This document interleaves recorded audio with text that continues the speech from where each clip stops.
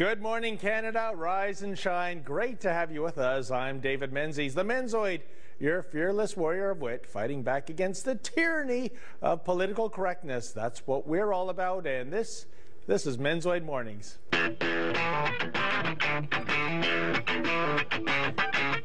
We have another action-packed show for you this morning, folks, including a recent drive-through rage fest in Ontario has enticed me to dole out my 5 must-use rules for drive-through etiquette. Paul McKeever from the Ontario Freedom Party, he's the man in the man cave with an opposition budget that is much more sustainable than the one presently in place. And you won't believe what one Japanese chef is serving up, folks. And it doesn't come cheap. We'll tell you all about the secret to his success.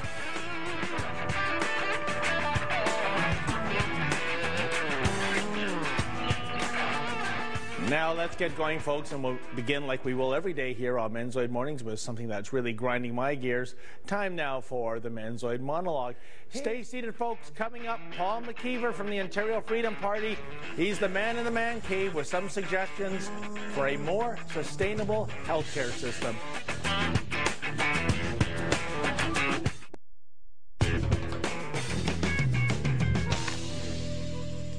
Well, Superman has his fortress of solitude, and Bruce Wayne, he's got the Bat Cave, and me, the Menzoid, I've got the Menzoid Man Cave, a place to sit back, chill out, talk about the issues of the day, and I'm very happy to have back in the Man Cave with me today, Mr. Paul McKeever, head of the Ontario Freedom Party. Welcome back, Paul. Oh, it's great to be here, David. Fantastic. Now, Paul, you've just, you were at Queen's Park, and you handed out basically the Freedom Party of Ontario's idea of what your budget would be if you had a government, and basically saying to the MPPs, please steal this budget. And of course, the focus is on the elephant in the room in terms of financial drain. That would be health care. Yes. I think expenditures, the amount of tax dollars going into health care in Ontario alone, 61%? 61% of all Ontario tax revenues are spent on one thing alone, and that's health care. And this is an unsustainable model because I believe the projections, according to your sources, is that within 6 years, that number's ramping up to what, 74%? 75% by 2019, 100% by 2030. 100% by 2030. Yeah. Now, that begs the question, what do we do? This is clearly an unsustainable business model that we have when it comes to health care. What are some of the solutions as far as the Freedom Party of Ontario is concerned? Well, it's a 6-page document, so let me boil it right down. Okay. Essentially what happened was in 1969, the government of the time, the Progressive Conservatives, they brought in a government monopoly on health care. To fund it, they brought in the provincial income tax. Government after government's tried to manage this thing. It's been in crisis every single year. You can look at the news clippings we've put in our budget document. Yeah. It's available at freedomparty.on.ca.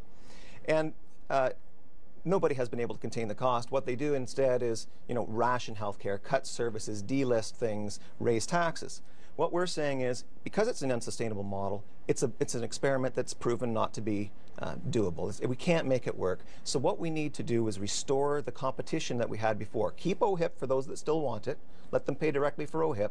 But for those who say, well, you know what, I want only to cover for catastrophic care, or I want some frills, they can buy that from another insurer. Or if they say, hey, I'm young and healthy and I just don't feel like paying for health insurance, they could do that too if they really wanted to. But, Paul, to our discredit in Canada, I mean, we can't have privatized healthcare come in. I mean, we share that distinction with only 2 other nations in the world, Cuba and North Korea. Nice company to have. Right. But when you start speaking in that kind of terminology, competition, all of a sudden, this sacred cow, the defenders of which come to the fore, and they say, absolutely not, we're going down the road of an American system. But that's not what it's about, is it? No, not at all. In fact, the Quebec already has this system. So in 2005, the Supreme Court of Canada said, I'm sorry, province of Quebec, but you failed to deliver the sufficiently quick, sufficiently good health care that your monopoly would demand. You lose your monopoly. Right. And as a result, they now have competition. Best health care in the country now happens in Quebec. That needs to be made available here too, that kind of choice.